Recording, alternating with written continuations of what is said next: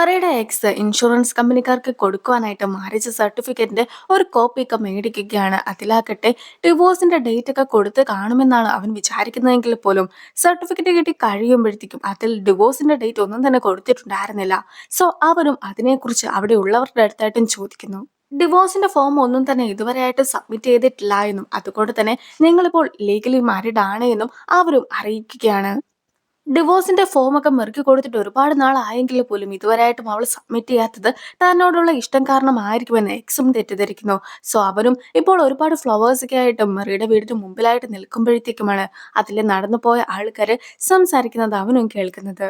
അതായത് മെറിയുടെ ഹസ്ബൻഡ് വളരെയധികം ലക്കിയാണെന്നും അതുകൊണ്ടല്ലേ മെറി ലക്കി ഡ്രോ വഴി ഈ ഒരു വീടൊക്കെ മേടിച്ചതെന്നും ഇപ്പോൾ തന്നെ ഈ ഒരു വീടിന് ഒരുപാട് തുകയൊക്കെ ആകുന്നതായിരിക്കുമെന്നുമൊക്കെ അവർ പറയുന്നത് കേൾക്കുമ്പോഴത്തേക്കും എക്സും ലക്കി ഡ്രോ വഴി സമ്മാനമൊക്കെ കിട്ടിയിട്ടുണ്ടായിരുന്ന ആ ഒരു കപ്പിളുടെ ഫോട്ടോ ഒക്കെ എടുത്തു നോക്കുന്നു. അപ്പോഴാണ് അത് മെറിയും വൂജുവുമാണെന്നുള്ള കാര്യം അവൻ മനസ്സിലാക്കുന്നത്.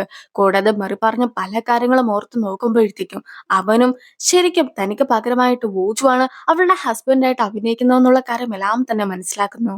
ഇപ്പോൾ മെറിയുടെ അടുത്തായിട്ട് നടന്ന കാര്യങ്ങളെക്കുറിച്ചെല്ലാം തന്നെ എക്സ് ചോദിക്കുമ്പോഴത്തേക്കും അന്ന് നിന്നെ ഞാൻ കോണ്ടാക്ട് ചെയ്യുവാനായിട്ട് ഒരുപാട് ശ്രമിച്ചിട്ടുണ്ടായിരുന്നു. നീ ഫോൺ എടുക്കാത്തത് കൊണ്ട് എന്റെ മുമ്പിൽ മറ്റു മാർഗങ്ങളില്ലാതെ ആയിരുന്നു ഞാൻ വൂജുവിന്റെ അടുത്ത് ചെന്നിട്ട് ഇതുപോലെ തന്നെ ഹെൽപ്പ് ചെയ്യാമോ എന്നെല്ലാം തന്നെ ചോദിച്ചിട്ടുണ്ടായിരുന്നെന്ന് അവളും പറയുകയാണ്. അങ്ങനെ ഇരിക്കെ നീ ശരിക്കും എന്നെ പറ്റിക്കുകയല്ലേ ചെയ്തിട്ടുണ്ടായിരുന്നത്. ഈ ഒരു ഡിവോഴ്സിന്റെ ഫോം ഒക്കെ നീ സബ്മിറ്റ് ചെയ്യുകയായിരുന്നെങ്കിൽ നിനക്കിപ്പോൾ കിട്ടിയിട്ടുള്ള ഈ ഒരു ലക്കി ഡ്രോ തന്നെ ക്യാൻസൽ ആകുന്നതായിരിക്കുകയില്ലേ.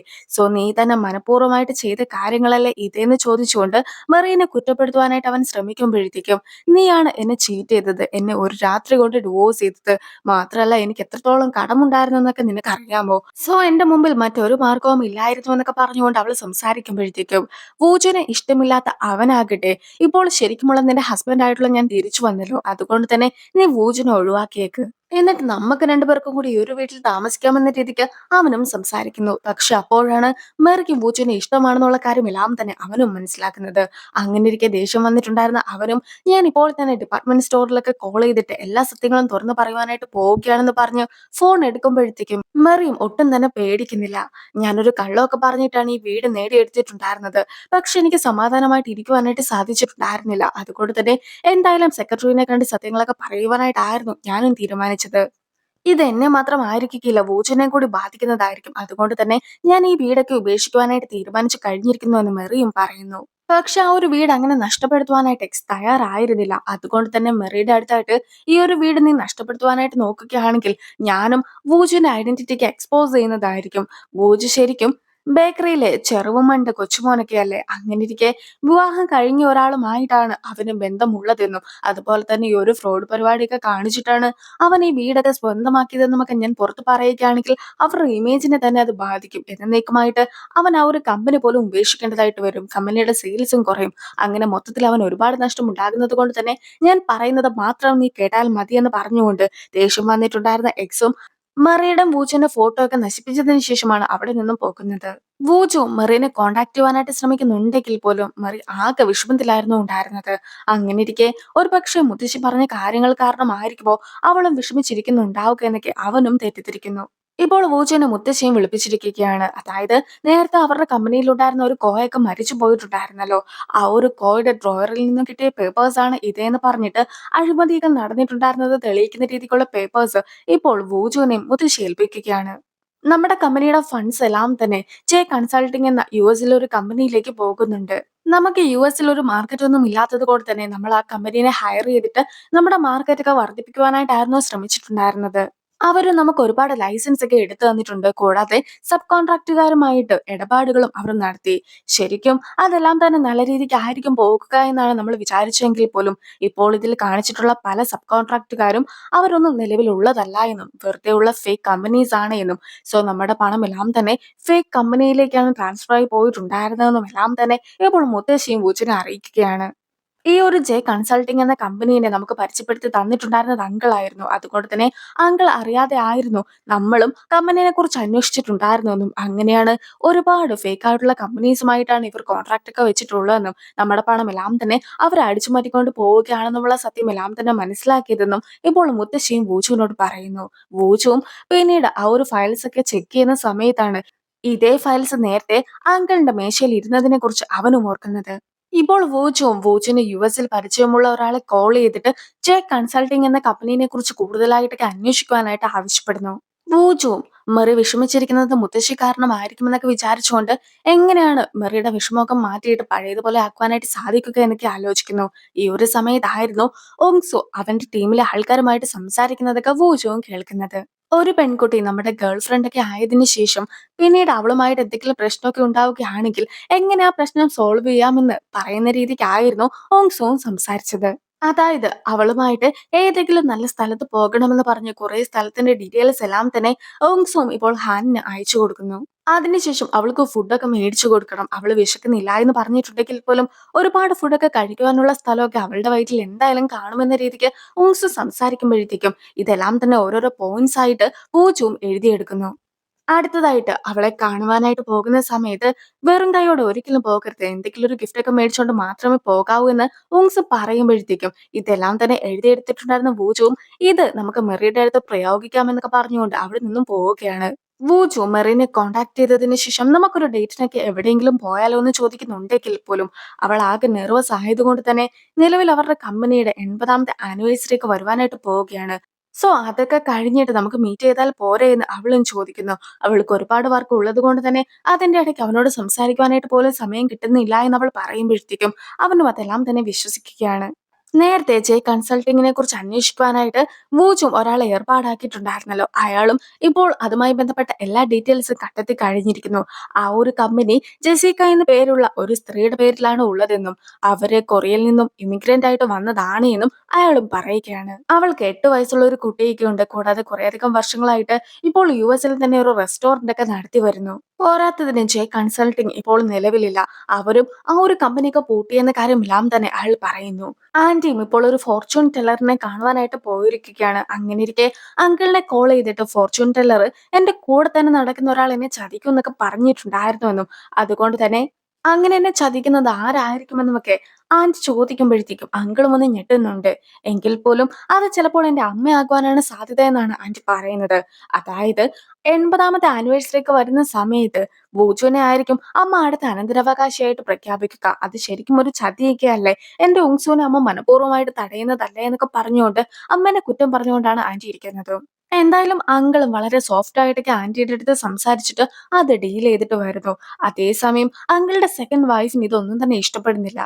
എനിക്ക് നിന്റെ അടുത്തുള്ള പ്രണയം കാരണം ഞാൻ 27 വർഷത്തോളം കാത്തിരുന്നിട്ടുണ്ടായിരുന്നു.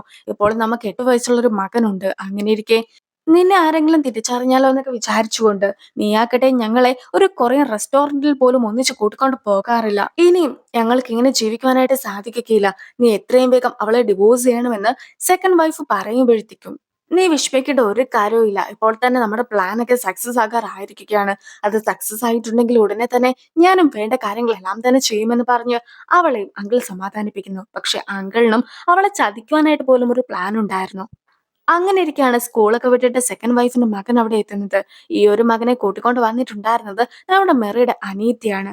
അതായത് ഈ ഒരു അനിയത്തി വർക്ക് ചെയ്യുന്നത് ഈ സെക്കൻഡ് വൈഫിന്റെ തന്നെ റെസ്റ്റോറന്റിലാണ്. അതുകൊണ്ടാണ് ഇതുപോലെ ഓരോരോ കാര്യങ്ങളൊക്കെ അവൾ ചെയ്തു കൊടുക്കുന്നതും. കൂടാതെ ഇപ്പോൾ അച്ഛൻ വന്നുവെന്ന സന്തോഷത്തില് അവനും അകത്തേക്ക് ഓടിച്ചെല്ലുന്നു. മെറിക്ക് ഇപ്പോൾ വൂച്ചിന്റെ ഒരു മെസ്സേജ് വരികയാണ്. എത്രയും വേഗം മീറ്റിംഗ് ഒക്കെ തുടങ്ങുന്നതായിരിക്കുമെന്ന് പറഞ്ഞുകൊണ്ടായിരുന്നു ആ ഒരു മെസ്സേജ്. അതുകൊണ്ട് തന്നെ മീറ്റിംഗ് കൂടുവാനായിട്ട് അവളും റെഡിയായി ഇറങ്ങുന്നു. പക്ഷേ വഴിക്ക് വെച്ച് തന്നെ ബൂജുവിനെയും അവൾ കാണുന്നുണ്ട്. അതിനുശേഷം ബൂജു അവളെ കൂട്ടിക്കൊണ്ട് പോയിട്ടുണ്ടായിരുന്നത് ഒരു പാർക്കിലേക്കായിരുന്നു. അപ്പോഴാണ് മീറ്റിംഗ് ഒന്നും ആയിരുന്നില്ല ശരിക്കും അവൻ പ്ലാൻ ചെയ്തിട്ടുണ്ടായിരുന്നെന്ന കാര്യം അവളും മനസ്സിലാക്കുന്നത്. മുത്തശ്ശി പറഞ്ഞ കാര്യങ്ങളൊക്കെ ഓർത്തിട്ടാണ് നീ ഇപ്പോഴും വിഷമിച്ചിരിക്കുന്നത്. അങ്ങനെയാണെങ്കിൽ നീ അതൊന്നും തന്നെ മനസ്സിൽ വെക്കേണ്ട. നമുക്ക് മുത്തശ്ശിനെ കണ്ട് സംസാരിക്കാം. അങ്ങനെയൊക്കെ വരുമ്പോഴത്തേക്കും എല്ലാ പ്രശ്നങ്ങളും സോൾവ് ആയിക്കോളുമെന്ന് ബൂജു പറയുന്നുണ്ടെങ്കിൽ പോലും അവളുടെ മനസ്സിലെല്ലാം തന്നെ എക്സ് പറഞ്ഞ കാര്യങ്ങളായിരുന്നു. ഞാൻ എല്ലാ കാര്യങ്ങളെക്കുറിച്ചും ആലോചിച്ചു നോക്കി. ഇപ്പോൾ വീട് തിരിച്ചു കൊടുക്കുവാനായിട്ട് ഞാൻ തയ്യാറല്ല. ഇപ്പോൾ ഈ വീട് എന്റെ കയ്യിൽ ഉണ്ടെങ്കിൽ ഒരു മാസം കൂടി കഴിയുമ്പോഴത്തേക്കും ഇത് എന്റെ സ്വന്തമാകുന്നതാണ്. അങ്ങനെയിരിക്കെ എനിക്ക് എന്ത് വേണമെങ്കിലും ചെയ്യാം. അതേസമയം ഇപ്പോൾ ഈ വീടൊക്കെ തിരിച്ചു കൊടുക്കുകയാണെങ്കിൽ എനിക്കൊന്നും തന്നെ ഇല്ലാത്ത എല്ലാം തന്നെ നഷ്ടപ്പെട്ടു പോകുന്നതായിരിക്കും. അതുകൊണ്ട് തന്നെ നിന്നെ ഉപേക്ഷിക്കുക എന്നത് മാത്രമാണ് ഞാൻ കാണുന്ന ഒരേ ഒരു വഴി. അതാകുമ്പോഴത്തേക്കും നിനക്കും ഞാൻ കാരണം ഒരു പ്രശ്നവും ഉണ്ടാകുന്നതായിരിക്കുകയില്ല എന്ന് പറഞ്ഞുകൊണ്ട് ഒരു ബ്രേക്കപ്പ് ഒക്കെ പറഞ്ഞിട്ട് വൂച്ചിന്റെ അടുത്ത് നിന്ന് പോവുകയാണ്. പോവുകയാണ്. പക്ഷെ രണ്ടുപേരും പരസ്പരം ഒരുപാട് മിസ് ചെയ്യുന്നുണ്ടായിരുന്നു. അങ്ങനെയിരിക്കെ ഊജു ആദ്യം ഒന്ന് വിഷമിക്കുന്നൊക്കെ ഉണ്ടെങ്കിൽ പോലും പിന്നീട് അവൾക്കും ഒരു മെസ്സേജ് അയക്കുന്നു. ഇപ്പോൾ നീ ഒട്ടും തന്നെ ഓക്കെ അല്ല എന്ന് എനിക്ക് മനസ്സിലാക്കുവാനായിട്ട് സാധിച്ചു. അതുകൊണ്ട് തന്നെ നീ നന്നായി ഒന്ന് ആലോചിക്കുക. അതിനുശേഷം ഒരു തീരുമാനം എടുത്താൽ മതി. അതുവരെ നമുക്കും ഒരു ബ്രേക്ക് എടുക്കാമെന്ന രീതിക്കായിരുന്നു അവന്റെ മെസ്സേജ്. ബ്യൂട്ടി പാലസിലേക്ക് സിഒയും ഇപ്പോൾ മേയറിനെ കൊണ്ട് പോയിക്കൊണ്ടിരിക്കുകയാണ്. അങ്ങനെയിരിക്കെ തനിക്ക് ബ്യൂട്ടി പാലസ് ഒക്കെ എത്രത്തോളം പ്രിയപ്പെട്ടതാണ് എന്ന രീതിക്കാണ് മേയർ സംസാരിക്കുന്നത്. അതായത് മേയറിന്റെ അമ്മയ്ക്ക് ഒരുപാട് പ്രായമായിരിക്കുന്നു. അങ്ങനെയിരിക്കെ മേയറിന്റെ അമ്മ മരിക്കുന്നതിന് മുമ്പായിട്ട് ഈ ബ്യൂട്ടി പാലസിൽ കിടന്ന് മരിക്കണമെന്ന ഒരു ആഗ്രഹമൊക്കെയാണ് പ്രകടിപ്പിച്ചിട്ടുള്ളത്. സോ എത്രയും വേഗം ഒരു വീട് തനിക്ക് വേണ്ടി നൽകണമെന്ന രീതിക്കാണ് മേയറും പറയുന്നത്. സിഒയും താൻ എന്തായാലും അങ്ങനൊരു കാര്യമൊക്കെ ചെയ്തു തരാമെന്ന് പറയുകയും സെക്രട്ടറിയുടെ അടുത്ത് ദേഷ്യത്തോടെ നോക്കുകയും ചെയ്യുന്നു. പിന്നീട് മേയറിന്റെ കാറിന്റെ അടുത്തെത്തുന്ന സമയത്ത് മേയറും ഇപ്പോൾ നിലവില് നീ എനിക്ക് ബ്യൂട്ടി പാലസിന്റെ ഒരു അപ്പാർട്ട്മെന്റ് ഒന്നും നൽകിയില്ല എങ്കിൽ അടുത്തതായിട്ട് നിങ്ങൾ ചെയ്യുവാനായിട്ട് പോകുന്ന കൺസ്ട്രക്ഷൻ വർക്കിന് ഞാൻ പെർമിറ്റ് ഒന്നും നൽകുന്നതായിരിക്കുകയില്ല. സോ നിനക്കും ഒരുപാട് കഷ്ടപ്പെടേണ്ടതായിട്ട് വരും. സോ ഇപ്പോൾ പരസ്പരം അങ്ങോട്ടും ഇങ്ങോട്ടും ഒക്കെ നമ്മൾ സഹായിച്ചു നിൽക്കുന്നതാണ് നമുക്ക് രണ്ടുപേർക്കും നല്ലതെന്ന് പറഞ്ഞുകൊണ്ട് മേയറും പോകുന്നു. അങ്ങനെ ഇരിക്കെ മേയർ പോയത് കൊണ്ട് തന്നെ ഇപ്പോൾ സിഒയും തന്റെ ഉള്ളിലുള്ള ദേഷ്യം എല്ലാം തന്നെ സെക്രട്ടറിയുടെ അടുത്തായിരുന്നു തീർത്തിട്ടുണ്ടായിരുന്നത്. അതായത് ഇപ്പോൾ നിലവിലുള്ള എല്ലാ അപ്പാർട്ട്മെന്റിലും ആൾക്കാരായി കഴിഞ്ഞിരിക്കുന്നു. ഏറ്റവും കുറഞ്ഞത് ഒരു 10 മാസമെങ്കിലും ആകാതെ ഏതെങ്കിലും ഒരാൾ പോകുമെന്ന് തനിക്ക് തോന്നുന്നില്ല എന്ന രീതിക്ക് ഇപ്പോൾ സെക്രട്ടറി അറിയിച്ചു കഴിയുമ്പോഴത്തേക്കും അന്ന് മര്യാദയ്ക്ക് ആ ലക്കി ഡ്രോ ഒക്കെ നടത്തിയാൽ മതിയായിരുന്നു. അതൊക്കെ ശരിയാവുകയായിരുന്നെങ്കിൽ മേയർ ഇപ്പോൾ തന്നെ ശല്യം ചെയ്യുകയില്ലായിരുന്നു. സോ ആ ഒരു ലക്കി ഡ്രോ എല്ലാം തന്നെ മോശമായിട്ട് നടക്കുവാനുള്ള കാരണക്കാരൻ സെക്രട്ടറി ആണെന്ന് പറഞ്ഞുകൊണ്ടായിരുന്നു ഇപ്പോൾ സിഒയും ദേഷ്യപ്പെടുന്നത്. കൂടാതെ എത്രയും വേഗം ഏതെങ്കിലും ഒരു വഴിക്ക് മേയർക്ക് അപ്പാർട്ട്മെന്റ് ഒക്കെ കൊടുക്കണമെന്ന രീതിക്കാണ് സിഒയും സംസാരിക്കുന്നത്. ജിൻകുങ്ങും ഇപ്പോൾ വൂച്ചൊന്ന് മെസ്സേജ് അയക്കുന്നു. നേരത്തെ ജിൻകുങ്ങും മെറീനെ കണ്ടിട്ട് ഒരുപാട് കാര്യങ്ങളൊക്കെ സംസാരിച്ചിട്ട് അവരുടെ ഇടയിൽ പ്രശ്നമൊക്കെ ഉണ്ടായായിരുന്നല്ലോ. അതുകൊണ്ട് തന്നെ ഇപ്പോൾ മെറീനെ ഒന്നും കൂടി നേരിട്ട് കണ്ട് സംസാരിച്ച് അവളുടെ അടുത്തൊരു ക്ഷമയൊക്കെ ചോദിക്കുവാനായിട്ട് തനിക്ക് ആഗ്രഹമുണ്ടെന്നുള്ള രീതിക്ക് ജിൻകുങ്ങും വൂച്ചുനും മെസ്സേജ് അയക്കുന്നു. ഇപ്പോൾ അതിന് പറ്റിയൊരു സമയമല്ല എന്നായിരുന്നു വൂച്ചുവിന്റെ മറുപടി. അങ്ങനെ ഇരിക്കെ ജോഗിങ്ങിന് പോയിട്ടുണ്ടായിരുന്ന സെക്രട്ടറി ബിയർക്ക മേടിക്കുന്ന സമയത്ത് അവിടെ വെച്ച് ജിൻകുങ്ങിനെയും കാണിക്കുകയാണ്. ജിൻകുങ്ങും ഞാൻ സ്നേഹിച്ചു എന്ന് പറഞ്ഞിട്ടുണ്ടായിരുന്ന ആളിപ്പോൾ ബ്രേക്കപ്പ് ആയിരിക്കുന്നു. പക്ഷേ അവൻ വിഷമിച്ചിരിക്കുന്നത് കണ്ടിട്ട് തനിക്കും വിഷമം തോന്നുന്നു എന്ന രീതിക്കാണ് സെക്രട്ടറിയോട് സംസാരിക്കുന്നത്. കൂടാതെ ഇപ്പോൾ സെക്രട്ടറിക്ക് എന്ത് പ്രശ്നമാണ് ഉള്ളതെന്ന് അവൾ ചോദിക്കുമ്പോഴത്തേക്കും നിലവിൽ എനിക്കൊരു ടാസ്ക് ഒക്കെ സിഒ തന്നിട്ടുണ്ട്. പക്ഷെ അത് ചെയ്യുവാനായിട്ട് തനിക്ക് സാധിക്കുമോ എന്ന സംശയമാണ് ഇപ്പോൾ ഉള്ളതെന്ന് അവനും അറിയിക്കുന്നു. അങ്ങനെ ഇരിക്കെ നീ എന്തിനാണ് ഇത്രയ്ക്ക് ടെൻഷൻ അടിക്കുന്നത്? ആ ഒരു കമ്പനിയൊക്കെ പോയെങ്കിൽ പോട്ടെ എന്ന് വിചാരിക്കണം. കൂടാതെ എല്ലാ കമ്പനിക്കും അതിൻ്റെതായിട്ടുള്ള സീക്രട്സ് ഒക്കെ കാണുമല്ലോ. നീ ആകട്ടെ ആ ഒരു സീക്രട്സ് ഒക്കെ പുറമേക്ക് തുറന്നു കാണിക്കണം. അങ്ങനെ വരുമ്പോഴത്തേക്കും നീ ആ കമ്പനിയിൽ നിന്ന് പോകുന്നതിനോടൊപ്പം തന്നെ ആ കമ്പനിയും കൂടി നശിച്ചോളും എന്ന രീതിക്ക് ചിൻകുങ്ങും പറഞ്ഞു കൊടുക്കുന്നു. അതേസമയം കമ്പനിയിൽ നടക്കുന്ന ഓരോരോ കാര്യങ്ങൾ സിഒ പറഞ്ഞിട്ടാണ് ചെയ്യുന്നതെങ്കിലും എല്ലാ കാര്യങ്ങളും ചെയ്തിട്ടുണ്ടായിരുന്നത് സെക്രട്ടറിയാണ്. അങ്ങനെ ഇരിക്കെ കാര്യങ്ങളൊക്കെ എക്സ്പോസ് ചെയ്യുവാനായിട്ട് പോവുകയാണെങ്കിൽ സെക്രട്ടറി ആയിരിക്കും ആദ്യം കൊടുങ്ങുക എന്ന് അവനായിട്ട് തന്നെ അവളോട് പറയുന്നുമുണ്ട്. നിലവിൽ വോച്ചയുടെ കമ്പനിയുടെ 80ാമത്തെ വാർഷികം വരികയാണ്. അതുകൊണ്ട് തന്നെ അതുമായി ബന്ധപ്പെട്ട് ഏതൊക്കെ വിഐപീസിനെയാണ് ഇൻവൈറ്റ് ചെയ്യേണ്ടതെന്നുള്ള എല്ലാ ഡീറ്റെയിൽസും അവർ കളക്ട് ചെയ്ത് കഴിഞ്ഞിരിക്കുന്നു. അതിനെക്കുറിച്ചൊക്കെ ഡിസ്കസ് ചെയ്യുവാനായിട്ടായിരുന്നു നിലവിൽ മീറ്റിംഗ് വിളിച്ചിട്ടുണ്ടായിരുന്നത്. അങ്ങനെ ഇരിക്കെ അന്നത്തെ ദിവസം ചായയുടെ ബർത്ത്ഡേ ആയതുകൊണ്ട് തന്നെ നമുക്കെല്ലാവർക്കും ഒന്നിച്ച് ഫുഡ് കഴിക്കുവാനായിട്ട് പോകാമെന്ന് പറയുന്നത് പ്രകാരം വോജുവും പോകാമെന്ന് സമ്മതിക്കുന്നു. പക്ഷെ വോജു അവിടെ എത്തി കഴിയുമ്പോഴത്തേക്കും ആയിരുന്നു അവരുടെ ഒപ്പം മെറി ഇല്ല എന്ന കാര്യമൊക്കെ അവനും മനസ്സിലാക്കുന്നത്. ശരിക്കും വൂജ് വരുന്നുണ്ട് എന്ന് അറിഞ്ഞത് കൊണ്ട് മാത്രമായിരുന്നു മെറി വരാതിരുന്നിട്ടുണ്ടായിരുന്നത്. എങ്കിലും അവരുടെ അടുത്തായിട്ട് ഒരു തിരക്കൊക്കെ ഉള്ളത് കൊണ്ടാണ് വരുവാനായിട്ട് സാധിക്കാതെ പോയതെന്ന് പറയുന്നുമുണ്ട്. എന്തായാലും മെറിയും വൂജുവും പരസ്പരം അവരെക്കുറിച്ച് തന്നെ ഓർത്തുകൊണ്ടൊക്കെയിരിക്കുന്നു. രണ്ടുപേർക്കും മറക്കുവാനായിട്ട് സാധിക്കുന്നുണ്ടായിരുന്നില്ല. അങ്ങനെ ഇരിക്കെ മെറീനെ കാണുവാനായിട്ട് വൂജു എത്തിയിട്ട് അവളുടെ വീടിന് മുമ്പിലൊക്കെ ആക്കുമ്പോഴത്തേക്കും അവളും റൂമിലെ ലൈറ്റ്സ് ഒക്കെ ഓഫ് ആക്കുന്നത് അവനും ശ്രദ്ധിക്കുന്നു. ശരിക്കും വീട്ടിലേക്ക് വന്നിട്ടുണ്ടായിരുന്ന മറിയും പുറത്തെ കാഴ്ചകളൊക്കെ കണ്ട് നിൽക്കുമ്പോഴത്തേക്കുമാണ് പൂജന്റെ വണ്ടി അതുവഴി വരുന്ന കാഴ്ച അവൾ കണ്ടിട്ടുണ്ടായിരുന്നത്. അങ്ങനെ ഇരിക്കെ ഓടി വീട്ടിൽ കയറിയിട്ടുണ്ടായിരുന്ന അവളും ലൈറ്റ്സ് ഒക്കെ ഓഫ് ആക്കുന്നു. പക്ഷെ അവനാകട്ടെ അവൾ ഉറങ്ങുകയായിരിക്കുമെന്ന് വിചാരിച്ചിട്ട് അവിടെ നിന്നും പോകുന്നു. പിറ്റേ ദിവസമൊക്കെ ആക്കുമ്പോഴത്തേക്കും സെക്യൂരിറ്റിയും ഇതുപോലെ വൂച്ചിന്റെ അടുത്തായിട്ട് എക്സ് വന്ന കാര്യങ്ങളെ കുറിച്ച് എല്ലാം തന്നെ പറയുകയാണ്. ചെറോമണെ കാണണമെന്ന് പറഞ്ഞിട്ടായിരുന്നു അവൻ വാശി പിടിച്ചിട്ടുണ്ടായിരുന്നെന്നുള്ള കാര്യവും അറിയിക്കുന്നു. അങ്ങനെ ഇരിക്കെ എക്സും എല്ലാ സത്യങ്ങളും മനസ്സിലാക്കി കാണുമോ എന്നൊരു പേടിയൊക്കെ ആയിരുന്നു അവന്റെ ഉള്ളിലും ഉണ്ടായിരുന്നത്. അവനും പലതവണ മെറീനെ കോൾ ചെയ്യുന്നുണ്ടെങ്കിലും മെറി കോൾസ് ഒന്നും തന്നെ എടുക്കുന്നില്ല. ഇപ്പോൾ മെറീനെ കാണുവാനായിട്ട് എക്സും എത്തിയിരിക്കുന്നു. നീ പറഞ്ഞിട്ടുണ്ടായിരുന്നത് പോലെ തന്നെ ഞാനും പൂജയും ഇപ്പോൾ ബ്രേക്കപ്പ് ആയി കഴിഞ്ഞിരിക്കുന്നു. അങ്ങനെയിരിക്കെ ഇനിയും എന്റെ പേര് പറഞ്ഞിട്ട് നീ പൂജനെ കാണുവാനായിട്ട് ഒന്നും തന്നെ പോകുവാനായിട്ട് പാടില്ല. അവന്റെ ലൈഫിൽ യാതൊരു വിധത്തിലുള്ള പ്രശ്നവും ഉണ്ടാക്കുവാനായിട്ടും പാടില്ല എന്ന് പറഞ്ഞുകൊണ്ട് മെറി നിൽക്കുമ്പോഴത്തേക്കും ഇപ്പോൾ പൂജ നമ്മുടെ ലൈഫിൽ നിന്ന് പോയി കഴിഞ്ഞിരിക്കുകയാണ്. അങ്ങനെയിരിക്കെ ഒരു തവണത്തേക്കും കൂടി നീ എന്നോട് ക്ഷമിക്കണം. ഞാൻ എല്ലാ തെറ്റും മനസ്സിലാക്കി കഴിഞ്ഞിരിക്കുന്നു. ഇനി അതൊന്നും തന്നെ ആവർത്തിക്കുകയില്ല. അങ്ങനെയിരിക്കെ നമുക്ക് രണ്ടുപേർക്കും ഹാപ്പി ആയിട്ട് ഈ ഒരു വീട്ടിൽ തന്നെ താമസിക്കാമെന്ന് എക്സും അവളോടായിട്ട് പറയുകയാണ്. പക്ഷെ എല്ലാ തെറ്റുകളും ക്ഷമിച്ചിട്ട് അവന്റെ ഒപ്പം താമസിക്കുവാനായിട്ട് മെറി തയ്യാറായിരുന്നില്ല. അതിനെക്കുറിച്ച് മെറി തുറന്നു പറയുമ്പോഴത്തേക്കും അവനും ഞാൻ എല്ലാ സത്യങ്ങളും ഉടനെ തന്നെ സെക്രട്ടറിനെ വിളിച്ച് അറിയിക്കുന്നതായിരിക്കുമെന്ന് പറഞ്ഞ് അവളെ ഭീഷണിപ്പെടുത്തുവാനായിട്ട് ശ്രമിക്കുന്നു. അതേസമയം ഞാനായിട്ട് തന്നെ എല്ലാ സത്യങ്ങളും പറയുവാനായിട്ടായിരുന്നു നിന്നിട്ടുണ്ടായിരുന്നതെന്ന് പറഞ്ഞുകൊണ്ട് മെറിയും ഇപ്പോൾ സെക്രട്ടറിനെ കോൾ ചെയ്യുവാനായിട്ടൊക്കെ തുടങ്ങുകയാണ്. എങ്കിലും എക്സും അവളെ തടയുന്നു. ഇത്രയും വലിയൊരു ഭാഗ്യമൊക്കെ വന്നിട്ട് അത് തട്ടിക്കളയുവാനായിട്ട് പാടില്ല. നിനക്ക് എന്താണ് പ്രശ്നം? ഈ ഒരു വീട് എനിക്കും കൂടി അവകാശപ്പെട്ടതാണ്. അത് നഷ്ടപ്പെടുത്തുവാനായിട്ട് ഞാൻ ഒരിക്കലും സമ്മതിക്കുകയില്ല എന്ന് പറഞ്ഞുകൊണ്ട് എക്സും വളരെയധികം ദേഷ്യപ്പെടുന്നു. പക്ഷേ നീയും എന്റെ അടുത്തുള്ള സ്നേഹം കൊണ്ടൊന്നും അല്ലല്ലോ എന്നെ വീണ്ടും വേണമെന്ന് ആവശ്യപ്പെട്ടിട്ടുണ്ടായിരുന്നത്. മറിച്ച് ഈ ഒരു വീടൊക്കെ സ്വന്തമാക്കുവാനായിട്ടല്ലേ. അങ്ങനെയുള്ള എനിക്ക് ഈ ഒരു വീടോ നിന്നെയോ ആവശ്യമില്ല എന്ന് പറഞ്ഞുകൊണ്ട് അവളും വീണ്ടും സെക്രട്ടറിയുടെ അടുത്തേക്ക് പോകാനായിട്ട് തുടങ്ങുമ്പോഴത്തേക്കും എക്സും അവളെ തല്ലുവാനായിട്ട് തുടങ്ങുന്നു. പക്ഷേ അപ്പോൾ അവിടേക്ക് എത്തിയിട്ടുണ്ടായിരുന്ന വൂജു ഇവർ പറഞ്ഞ എല്ലാ കാര്യങ്ങളും കേട്ടിട്ടുണ്ടായിരുന്നു. അങ്ങനെയിരിക്കെ വൂജു എക്സിനെ തടയുന്നു. കൂടാതെ എന്റെ പേര് പറഞ്ഞിട്ടാണല്ലേ നീ ഇവളെ ഭീഷണിപ്പെടുത്തിയിട്ടുണ്ടായിരുന്നത്. നിനക്ക് നാണമില്ലേ അങ്ങനെയൊക്കെ ചെയ്യുവാനെന്ന് പറഞ്ഞുകൊണ്ട് വൂജുവും അവനെ തല്ലുകയാണ്. എന്തായാലും നിങ്ങൾ രണ്ടുപേരും കള്ളം പറഞ്ഞിട്ട് സ്വന്തമാക്കിയിട്ടുള്ള വീടാണ് ഇതേന്ന് ഞാൻ തെളിയിച്ചു തരുന്നതായിരിക്കും. രണ്ടുപേരെയും ജയിലിൽ കയറ്റുമെന്നൊക്കെ പറഞ്ഞുകൊണ്ടാണ് എക്സ് നിൽക്കുന്നതെങ്കിൽ പോലും അതിനു മുമ്പായിട്ട് എക്സ് പറഞ്ഞ കാര്യങ്ങളെല്ലാം തന്നെ വൂജുവും റെക്കോർഡ് ചെയ്തിട്ടുണ്ടായിരുന്നു. അതിലാകട്ടെ ഈ ഒരു വീടൊന്നും കൊടുക്കരുതെന്ന് പറഞ്ഞുകൊണ്ട് അവളെ ഭീഷണിപ്പെടുത്തുന്ന കാര്യങ്ങളായിരുന്നു ഉണ്ടായിരുന്നത്. അങ്ങനെയിരിക്കെ നീ എനിക്കെതിരായിട്ട് കേസ് കൊടുക്കുകയാണെങ്കിൽ ഞാൻ ഈ ഒരു കാര്യങ്ങൾ പോലീസിനെയും കേൾപ്പിക്കുന്നതായിരിക്കും. അങ്ങനെയിരിക്കെ നമുക്ക് എല്ലാവർക്കും കൂടി ഒന്നിച്ച് ജയിലിൽ കയറാമെന്നാണ് അവനും പറയുന്നത്. അതൊക്കെ കേട്ടിട്ടുണ്ടായിരുന്ന എക്സും ഒരുപാട് ദേഷ്യപ്പെട്ട് അവിടെ നിന്നും പോകുന്നു.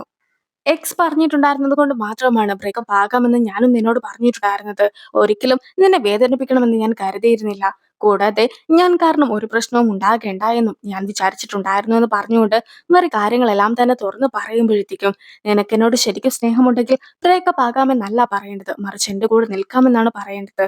എന്ത് പ്രശ്നം ഉണ്ടായിട്ടുണ്ടെങ്കിലും ഞാനും നിന്റെ ഒപ്പം തന്നെ ഉണ്ടാകുമെന്ന് പറഞ്ഞുകൊണ്ട് അവനും അവളെ സമാധാനിപ്പിക്കുന്നു. വൂജന്റെ കമ്പനിയുടെ 80ാമത്തെ വാർഷികത്തിന് വേണ്ടി വിഐപീസിന്റെ ലിസ്റ്റ് ഒക്കെ തയ്യാറാക്കിയിട്ടുണ്ടായിരുന്നല്ലോ. ഇപ്പോളാകട്ടെ വൂജു അത് ചെക്ക് ചെയ്ത് നോക്കുമ്പോഴത്തേക്കും ഇതുവരെ കാണാതിരുന്ന പുതിയൊരാൾ കൂടിയുണ്ട്. അതായത് നമ്മുടെ സെക്രട്ടറി. സെക്രട്ടറി എങ്ങാനും വരികയാണെങ്കിൽ വൂജു ചെയർവുമന്റെ കൊച്ചുമോനാണെന്നുള്ള സത്യമൊക്കെ അറിയുമല്ലോ. വൂജുവും ഇപ്പോൾ അവർ വരുമോ എന്നൊക്കെ അന്വേഷിക്കുന്ന സമയത്താണ് സെക്രട്ടറിയും സിഒയും കൂടി ചേർന്നിട്ട് ഒരു ബിസിനസ് ട്രിപ്പൊക്കെ ജപ്പാനിലേക്ക് പോകുന്നത്. അതുകൊണ്ട് തന്നെ അവർക്ക് വരുവാനായിട്ട് സാധിക്കുകയില്ല എന്ന കാര്യം സെക്രട്ടറിയും ഇപ്പോൾ കോൾ ചെയ്ത് അറിയിക്കുന്നു. ഇപ്പോൾ സെക്രട്ടറിയും സിഒയും കൂടി പോകുന്ന സമയത്താണ് ഫ്ലൈറ്റിൽ വെച്ച് ഡേവിഡിനെയും സെക്രട്ടറി കാണുന്നത്. ഡേവിഡും അവനോടായിട്ട് സംസാരിക്കുന്നുണ്ട്. ഈ ഒരു സമയത്ത് നേരത്തെ പറഞ്ഞിട്ടുണ്ടായിരുന്ന കാൽസ് ഹോട്ടലൊക്കെ ഉണ്ടല്ലോ, ആ ഒരു ഹോട്ടലിന്റെ പ്രതിനിധി അല്ല എന്ന് ചോദിച്ചുകൊണ്ടാണ് സെക്രട്ടറി ഡേവിഡിന്റെ അടുത്തായിട്ട് സംസാരിക്കുന്നതെങ്കിൽ പോലും ഡേവിഡ് ആകട്ടെ താൻ ഇപ്പോൾ ആ ഒരു ജോലിയെല്ലാം തന്നെ ഉപേക്ഷിച്ചുവെന്നും ഇപ്പോൾ ടോക്കിയോ വരെ വെറുതെ പോവുകയാണെന്നുമൊക്കെയാണ് പറയുന്നത്. അങ്ങനെ ഇരിക്കെ ഇപ്പോൾ സെക്രട്ടറിയോട് സംസാരിച്ചത് ആരാണെന്ന് സിഒ ചോദിക്കുമ്പോഴത്തേക്കും ഞാൻ നേരത്തെ യുഎസിലൊക്കെ ആയിരുന്ന സമയത്ത് ഇദ്ദേഹത്തെ 2-3 തവണയൊക്കെ കണ്ടിട്ടുണ്ടായിരുന്നു. അന്നാകട്ടെ അയാൾ കാൽസ് ഹോട്ടലിലായിരുന്നു വർക്ക് ചെയ്തിട്ടുണ്ടായിരുന്നത്. പക്ഷെ ഇപ്പോൾ അയാൾ ജോലിയൊക്കെ രാജിവെച്ചു എന്ന കാര്യം സെക്രട്ടറിയും പറയുകയാണ്. ഇൻവൈറ്റ് ചെയ്യുവാനായിട്ട് ഉദ്ദേശിക്കുന്ന ആൾക്കാരുടെ ലിസ്റ്റൊക്കെ മുത്തശ്ശീനെ ഊജു കാണിച്ചൊക്കെ കൊടുക്കുമ്പോഴത്തേക്കും ഇതിന്റെ കൂട്ടത്തില് നിന്റെ ഗേൾ ഫ്രണ്ടിനെയും കൂടി നീ വിളിക്കേണ്ടതായിട്ടുണ്ട്. അവളെ നിനക്ക് ഇഷ്ടമുള്ളത് കൊണ്ടല്ലേ നീയും ചിനിക്കും വേണ്ടെന്നൊക്കെ വെച്ചിട്ടുണ്ടായിരുന്നത്. എന്തായാലും എനിക്ക് അവളെ നേരിട്ട് കണ്ട് സംസാരിക്കണമെന്ന് മുത്തശ്ശി പറയുമ്പോഴത്തേക്കും അവൾ വരുമോ എന്നറിയുകയില്ല എന്ന രീതിക്കൊക്കെ ഊജുവും സംസാരിക്കുന്നു. അവളെ വഴക്ക് പറഞ്ഞ് പോര് കുത്തുവാനായിട്ട് നിനക്കൊരു അമ്മയൊന്നും ഇല്ല എന്നും അതുപോലെ തന്നെ ആകെ ഉള്ളതൊരു മുത്തശ്ശി മാത്രമാണെന്നും മുത്തശ്ശിക്ക് പ്രായമായി വയ്യാതെ ഇരിക്കുകയാണെന്നുമൊക്കെ അവളോട് പറ. അങ്ങനെ വരുമ്പോഴത്തേക്കും അവളും നമ്മളെ സ്വീകരിച്ചോളും എന്ന രീതിക്കാണ് മുത്തശ്ശി സംസാരിക്കുന്നത്. പിന്നെ നിന്നെ എങ്ങാനും വിവാഹം കഴിക്കാമെന്ന് അവൾ സമ്മതിക്കുകയാണെങ്കിൽ ഇവിടെ ഉണ്ടാക്കുന്ന ഏതൊരു സാധനവും അവൾക്ക് ഫ്രീ ആയിട്ടൊക്കെ കഴിക്കുവാനായിട്ടും സാധിക്കും. ഇത്രയധികം ഓഫേഴ്സ് ഒക്കെ പറയുമ്പോഴത്തേക്കും അവൾ ഉറപ്പായിട്ടും നിന്നെ സ്വീകരിക്കുമെന്നാണ് മുത്തശ്ശി പറയുന്നത്. പക്ഷെ ഞാൻ എപ്പോഴൊക്കെ ഇവിടുന്ന് ഫുഡ് കഴിച്ചിട്ടുണ്ടെങ്കിലും മുത്തശ്ശി അതിന്റെ ഒക്കെ തന്നെ പണം മേടിക്കാറുണ്ടല്ലോ എന്ന് അവൻ ചോദിക്കുമ്പോഴത്തേക്കും എത്രയും പെട്ടെന്ന് നിങ്ങൾക്കൊരു കുട്ടിയൊക്കെ ജനിക്കുകയാണെങ്കിൽ നിനക്കും ഞാൻ ഫുഡൊക്കെ ഫ്രീ ആയിട്ട് നൽകാവുന്ന രീതിക്കാണ് മുത്തശ്ശിയും സംസാരിക്കുന്നത്. മുത്തശ്ശി പറഞ്ഞത് പ്രകാരം ഇപ്പോൾ പ്രോഗ്രാമിലേക്ക് മെറീനെയും വൂജി ഇൻവൈറ്റ് ചെയ്യുകയാണ്. അങ്ങനെയിരിക്കെ ഡിപ്പാർട്ട്മെന്റ് സ്റ്റോറിലെ ആൾക്കാരെങ്ങാനും അവിടെ എത്തിയാലോ എന്ന് സംശയത്തോടു കൂടി തന്നെ അവൾ ചോദിക്കുമ്പോഴത്തേക്കും അവരാരും എത്തില്ല എന്ന് ഉറപ്പാക്കിയതിനു ശേഷമാണ് നിന്നെ ഞാൻ വിളിക്കുന്നതെന്നാണ് അവനും പറയുന്നത്. അങ്ങനെയിരിക്കെ ഫംഗ്ഷനൊക്കെ നടക്കുന്ന ദിവസമായിരിക്കുന്നു. മുത്തശ്ശിയുടെ മുമ്പിലേക്ക് പോകുവാനായിട്ട് ടെൻഷൻ അടിച്ച് നിന്നിട്ടുണ്ടായിരുന്ന മെറീനെയും കൂട്ടിക്കൊണ്ട് ഇപ്പോൾ വൂജു മുത്തശ്ശീനെ പരിചയപ്പെടുത്തുവാനായിട്ട് എത്തിയിരിക്കുകയാണ്. അങ്ങനെയിരിക്കെ നിലവിൽ അവരുടെ കമ്പനിയുമായി ബന്ധപ്പെട്ട് ഡിസൈൻസ് ഒക്കെ ചെയ്യുന്ന കമ്പനിയുടെ സിഇഒ എന്ന രീതിക്ക് മാത്രമായിരുന്നു മെറീനെ മുത്തശ്ശിക്ക് അറിയാവുന്നത്. പക്ഷേ വൂചുവും കൂടുതലായിട്ടുള്ള കാര്യങ്ങൾ പറയുവാൻ നേരത്ത് മുത്തശ്ശിക്കും മറ്റൊരാൾ അവിടെ വന്നതുകൊണ്ട് തന്നെ അയാളെ സ്വീകരിക്കുവാനായിട്ട് പോകേണ്ടി വരികയാണ്. സോ ഇപ്പോൾ നിലവിൽ ഫംഗ്ഷൻസും നടക്കുന്നു. മുത്തശ്ശിയും നിലവിൽ പ്രസംഗമൊക്കെ നടത്തുകയാണ്. ഈ ഒരു സമയത്തായിരുന്നു ജപ്പാനിൽ നിന്നും സിഇഒയും സെക്രട്ടറിയും കൂടി ചേർന്നുകൊണ്ട് തിരിച്ചെത്തിയിട്ടുണ്ടായിരുന്നത്.